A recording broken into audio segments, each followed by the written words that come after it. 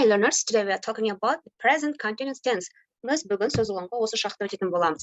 So'zg'onga o'sha shaq іс-әрекеттің қазір болып жатқандығын білдіреді.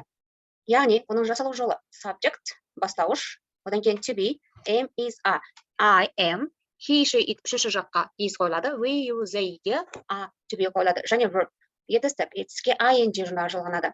Мысал келтіретін болсақ, I am playing, мен ойнап жатырмын, дәл қазір. He is laughing, ол күліп жатыр. We, you, they, I, he, she, itке біздер мысал келтіріп жазғанбыз. Оларды оқып шығайық. Біріншісі, I am reading a newspaper. Мен газета оқып жатырмын.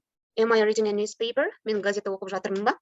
I am not reading a newspaper. Мен газета оқып жатқан жоқпын. Біріншісі бізде жай сөйлем. Бастауыш I, одан кейін to be жалғадық am, I-ға тек қана am to be қойылады. Одан кейін read дегеніміз verb. Етістік, оған ing жалғадық. Осы шақта айту үшін келесі бізге қажетті сөздерді қоя береміз. Сұралы сөйлем жасау үшін мына жерде бастауыш пен to be-дің орнына ауыстыра саламыз. Сонымен сұралы сөйлем дайын болады. Болымсыз сөйлемде to be-ден кейін нотты қоямыз. Келесі. You are swimming. Сен жүзіп жатырсың. Are you swimming? Сен жүзіп жатырсың ба? You aren't swimming. Сен жүзіп жатқан жоқсың. We're walking. Біздер жаяу жүрміз. Are we walking? Біздер жаяу жүрміз ба? We aren't walking. Біздер жаяу жүрген жоқпыз. They are looking. Олар қарап тұр. Are they looking? Олар қарап тұр ма? They aren't looking. Олар қарап тұрған жоқ. He's riding a bike. Ол велосипед теуіп жатыр. Is he riding a bike? Ол велосипед теуіп жатыр ма? He isn't riding a bike. Ол велосипед теуіп жатқан жоқ. Ары қарай. She is деп біздер қыздыра қолданамыз. He is деп олға. She's driving a car.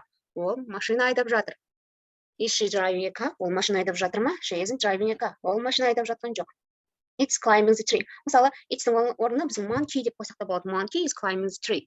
Маймыл ағашқа өрмелеп жатыр. Is it climbing the tree? Ол ағашқа өрмелеп жатыр ма? It isn't climbing the tree.